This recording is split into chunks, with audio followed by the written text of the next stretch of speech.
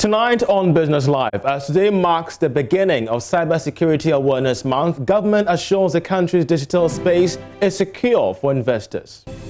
Should not shy away from coming to Ghana. I believe our internet space is quite safe. Also, the EU justifies Ghana's blacklisting for non-compliance with rules on anti-money laundering, insisting it will only be reviewed after implementing some measures. And Ghana is going to be taken off the list of the FATFA. The European Union in the next year review is going to also take it off our list. Plus, business mogul Dr. Daniel Macaulay says COVID-19 has brought out the best in entrepreneurs. We have more as the second season of the McDan Entrepreneurship Challenge gets launched. COVID has brought the best, really brought the best out of entrepreneurs. I mean, we all have to remodel our businesses. I mean, by remodeling your business, we were locked down for a very long time, unless you are not a very good entrepreneur. My name is Charles Aite. We have more on these stories after this break.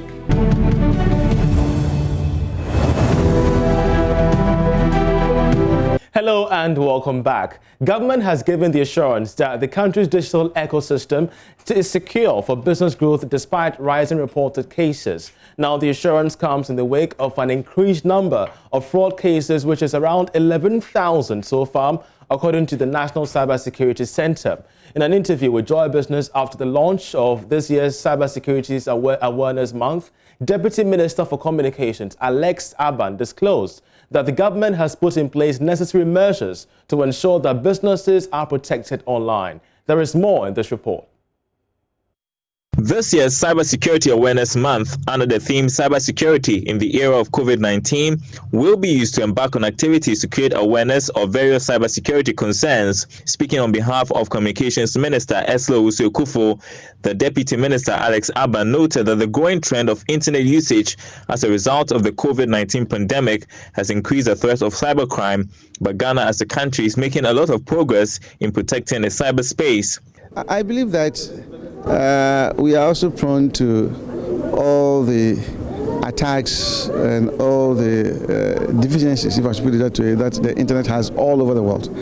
And all efforts are being made to make sure that we have a safer digital ecosystem in Ghana. So businesses should not shy away from coming to Ghana.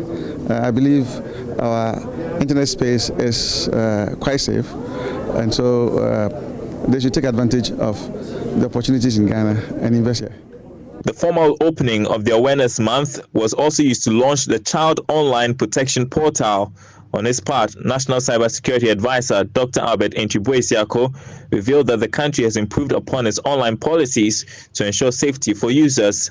The National Cybersecurity Center has led the review of Ghana's national cybersecurity policy and strategy, bringing it in line with international benchmarks. Once implemented, this document will act as a framework for Ghana's cybersecurity development. Additionally, the Ministry of Communication, through the National Cybersecurity Center, has drafted a cybersecurity bill. The bill, which has been presented to Cabinet, seeks to establish a regulatory framework for Ghana's cybersecurity development, consistent with the current trends and best practices across the globe. To facilitate international cooperation, Ghana has succeeded and also ratified two important conventions: the Convention on Cybercrime, also known as the Budapest Convention, and the African Union Convention on Cybersecurity and Personal Data Protection, also known as the Malabo Convention. Research from the International Telecoms Union in 2019 indicates that more than 50% of the world's population is now online, whereas children constitute more than 30% of internet users. A Ben Sabute's report for Joy Business. Now, the country will be receiving about 92.9 million euros from the European Union for its economic recovery from the impacts of the coronavirus. The cash, which is expected to hit the country's treasury account very soon, will also help support its fiscal program, which has been challenged due to COVID-19 and rising expenditure. Part of the fund is also aimed at supporting the security agencies of the country for the December elections. Ambassador of the EU delegation to Ghana, Diana Akonsia, in a short ceremony to sign the agreement, commended the country for its strategies in handling the COVID-19 pandemic. She promised that the EU will disburse more funds to support the budget programs of the government. There is more in this report. The funding is the European Union's contribution to Ghana's crisis response and to address the economic impacts of the pandemic. 87 million euros is earmarked purposefully for economic recovery, whilst 5.9 million is for security support to the northern borders. Assembled to mitigate the devastating effect of the COVID-19 crisis in Ghana, this budget support contract between the government of Ghana and the European Union consists of a total amount of 87 million euro, nearly 600 million cedis, to help Ghana face the multiple impacts of the crisis and support a robust recovery that I see from the recent statistics has already started. And at this point, Honourable Minister, let me here commend your government and Ghanaians for their exemplary response on so many fronts in such challenging times. Finance Minister Kenneth Ofori-Atta expressed confidence that the fund will help in closing the fiscal financing gap for the year. Thanks for the support. It comes at a good time in which the impact has been the result literally of moving from a 4.7 budget deficit to 11.4. So it's quite draconian with regard with revenues coming down and expenditures going up, but always realizing that you can't bring people back to life, so you need to spend to make sure that we do that. But I think beyond that was also President's assertion that the recovery must be swift. The special emergency budget support is a single disbursement to Ghana. While the European Union has justified the country's blacklisting for non-compliance with rules governing anti-money laundering, the country was earlier this year put on a list of countries with deficiencies in anti-money laundering and counter-terrorist financing frameworks. Now, the enforcement is expected to take off from today with its associated scrutiny for firms transacting businesses with banks in Europe. Some have criticized the EU, especially when the Ghana government was already taking steps to deal with the issues identified. Head of EU delegation to Ghana, Diana Akonsia, however, tells Joy Business the action will only be reviewed from next year if Ghana takes some corrective measures to deal with the situation. The status of the file is that indeed Ghana has been listed for a non-compliance with the international rules relating to money laundering, but I would like to specify that this listing from the European Union is a sort of an automatic consequence of the fact that Ghana has been listed by FATFA, which is an international body that ensures the global governance on this matter, and it is cooperates closely with the IMF. So the moment Ghana is going to be taken off the list of the FATFA, the European Union in the next year review is going to also take it off our list.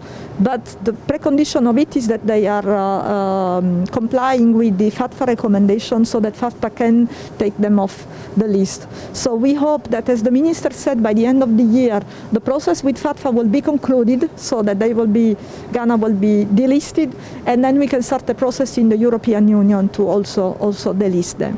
But we are supporting Ghana. There is a dialogue ongoing in Brussels, but there is also a project that we are working on together with the Central Bank and the Ministry of Finance, where we are looking at how we can help them comply with these FATFA requirements so that they can be delisted. As the EU's representative here in Ghana, are you satisfied with the various policies that the government has been putting in place to take off from this blacklist? This is a very technical issue. I know that there is this dialogue ongoing, and at the moment it is not for me to comment on it because I would risk talking about things that I don't know. I know that the dialogue is ongoing, and I rest on the optimism of the Honourable Minister that the actions that they're putting in place are effective. We get more analysis on this particular development after this break. To stay.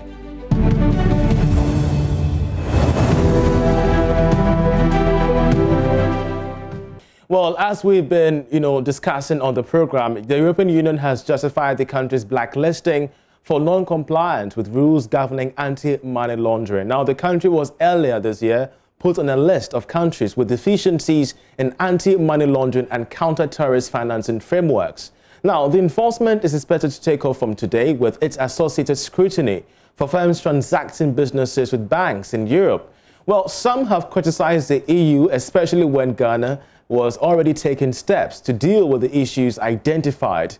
Already, we've heard from the head of the EU delegation who says that the action will only be reviewed from the next year, 2021, if Ghana takes some corrective measures. Let's expand this discussion, and joining us to do so via Zoom with some analysis is compliance consultant Eric Korte. Welcome back to the program. As I asked earlier on, what do you make of this development?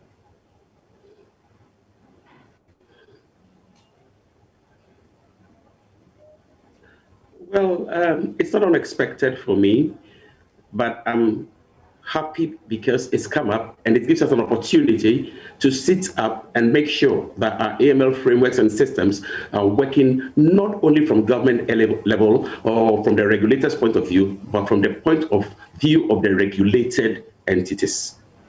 Interesting. But what do you think could be the possible implication for the banking sector? Well, the banking sector has no choice here but to place itself in a position to be able to sit up and ensure that when the EU starts scrutinizing the firms that deal with EU in trade, it will not be an issue in which the banks have been let down.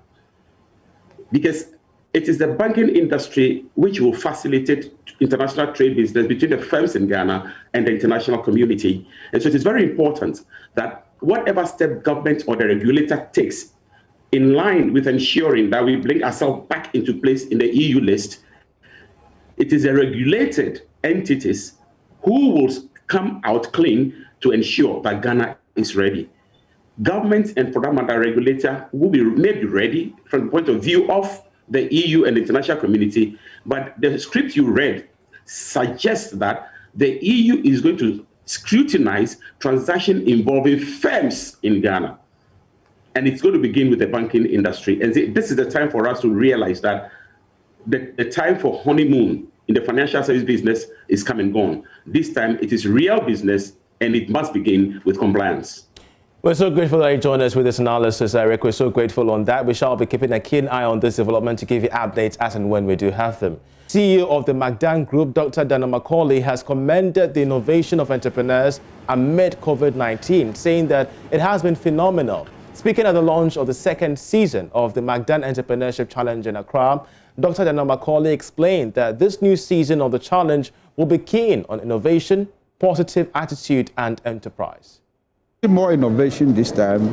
I see more of different dynamics in terms of the first season, and I can also see that the second season the contestants are very serious and very determined. Most of them did not really, when we started this challenge, everybody thought it was a joke. After they saw what really happened and what is really happening to the lives of the season 1 contestants, it's been very competitive this season. In your submission, you made a very key statement that COVID-19 has brought the best out of entrepreneurs. How much so? Well, I mean, you can see what is going on around you. COVID has brought the best, really brought the best out of entrepreneurs. I mean, we all have to remodel our businesses. I mean, by remodeling your business, we were locked down for a very long time, unless you are not a very good entrepreneur. Imagine you are an entrepreneur, you've been locked down. No revenue coming in, no movement, nothing. It's an opportunity for an entrepreneur to think, to be innovative. Beyond innovation and drive, what other metrics are you going to be using to measure the success of these candidates? Well, it's about attitude. It's all about attitude and their determination and consistency and becoming successful people. There are many metrics, but with me, every successful man had to be disciplined and also put up the right attitude. What makes you successful is not really what you know. It's not really what you have learned, but it is about your attitude. How do you measure government input in ensuring that entrepreneurs reach the global stage? We've seen with the MBSSI, we've seen with the National Entrepreneurship Innovation Plan, but how do you rate their intervention so far? Well, government is doing very well, if you ask me. I mean, for what I'm seeing out there, government have outlined many programs to help the to help the youth. Unemployment will never go away without the input of the private sector. But away from that, the Advertising Association of Ghana has bemoaned the near collapse of the industry, as the sector has been one of the hardest hit by COVID-19. President of the association, Mensah Togbo, disclosed this at the association's 29th annual general meeting under the theme Advertising Beyond COVID-19, Reintegrating Agencies, Brands and Consumers. Nicholas Brown has more in this report. The Advertising Association of Ghana said the industry almost came to a standstill during the COVID-19 pandemic. According to Mr. Mensah, agencies have had to streamline their budget, and that affected their cash flows. Like any other industry, there are rules governing it. I think there are rules. You cannot just get up because you have been to school and you can read and write, set up an agency without you and your wife and no qualifications. Then you start, because what you do as an agency impacts on a nation, impacts on people. So you have to do it professionally. So there are rules guiding it. Again, if you are an outdoor advertising company, you install billboards. There are rules in the industry. For example, now you see a lot of billboards just everywhere because the rules are not approved by Parliament. So once we have the bill, like any other country, Nigeria, South Africa, Europe, there are rules. But now, because there's no bill, anybody can get up and do what he wants. The association also expressed worry about the absence of the bill, which it described as breeding unregulated and unprofessional activities in the advertising sector. Any industry, in our industry, advertising, when there's a problem, the first thing every company does is to cut the marketing budget. In January, people had good budgets. Then all of a sudden, by February, COVID-19 came in. I don't know anybody here who didn't suffer. We all suffered. Budgets were cut, some 80%, least was 40%, but most 80-50%. But the companies didn't even know that they're going to continue to work. Therefore, our industry was at the edge of just total collapse. Nicholas Brown reporting for Joy Business. Now, the Italian government is poised to boost trade and investment ties with Ghana, expressing interest especially in the agribusiness sector. With support from the Ghana Export Promotion Authority, the Italian trade agency has been able to roll out the first phase of its INNO program. The platform is aimed to facilitate knowledge transfer and partnership creation between Italian and Ghanaian agribusiness companies. There is more in this report. Italy and Ghana have had a long-standing relationship. This was in 2015 at the Ghana-Italy Business Forum at Milan. The European country wants to further deepen ties with Ghana by boosting trade between both countries, exploring areas such as agribusiness, of which Italy is an industry leader. Speaking to a group of journalists, Director of the Italian Trade Agency, Alessandro Garbino, explained how the agency's eLab Innova program, recently introduced, would facilitate knowledge transfer and partnership creation between Italian and Ghanaian agribusiness companies. eLab Innova has been a very innovative program that we have carried out. In the training area, it was realized digitally for the first time, and it addressed agribusiness companies in Ghana with a tailor-made approach that allow them to access key information for them to boost their export capacity, especially versus Italy and other EU markets. And we coupled this activity with their participation to McFruit, which is a very large event in the agribusiness industry. The Italian trade agency's activities will, however, not only focus on agribusiness.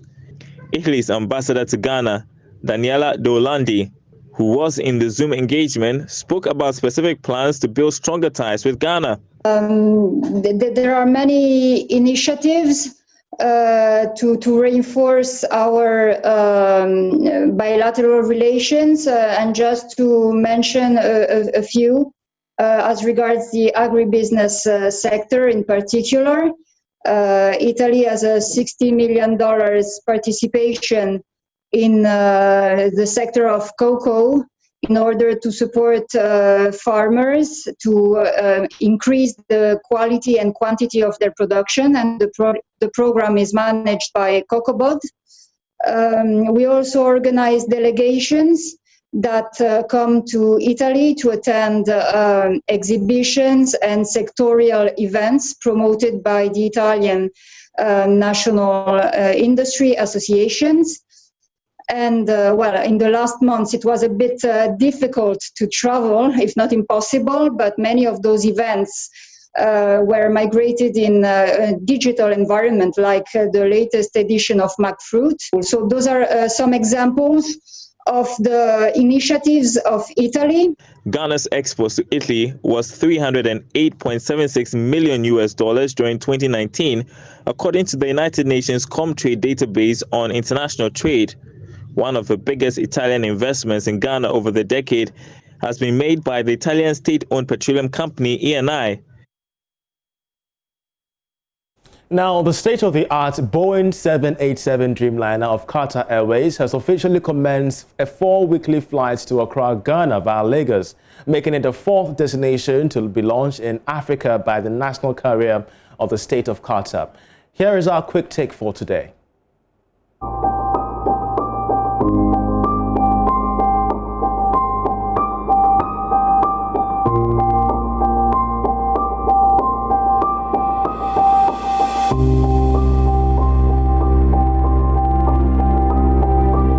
Looking at this as an indication of competition. We've had many airlines flying in and out of Ghana for a long time. We have not been particularly happy about the high cost of flying in the sub-region and the lack of connectivity. I think Qatar is coming in to let us know that with the growth of aviation, particularly based on the vision of His Excellency the President.